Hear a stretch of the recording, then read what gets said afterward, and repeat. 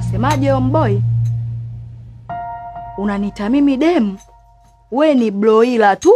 Si unanielewa wewe mboi? Yaani we bloila. Hiyo minyama yako mimi hainitishi. Si unanielewa eh?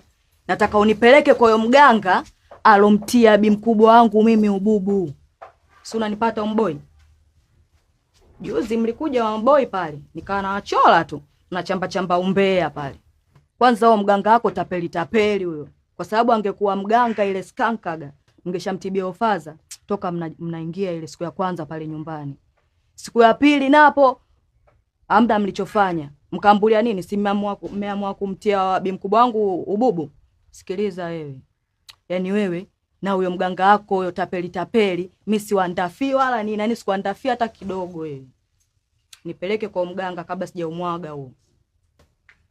Alafu unaona kama kuna kitu nakisahau. Mimi sio kibaraka wa familia. Mimi ni kibaraka wa baba yako. Alafu baba yako ni mtu muhimu sana kwangu. Ndio maana nampambania katika hali na mali ili akae sawa. Kwa hiyo wewe usije ukatoka huko unapotoka unakuja hapa na panga lako hilo. Unanitishia wewe sijui nipeleke. Usitake nikupeleke kwa muda wako. Muda wangu ninaotaka ndio nitakupeleka mimi. Sawa? Alafu naona kama unataka kujua upande wangu wa pili, Edem, si ndio? Sasa sikia, mimi mguu wangu hapa autoki.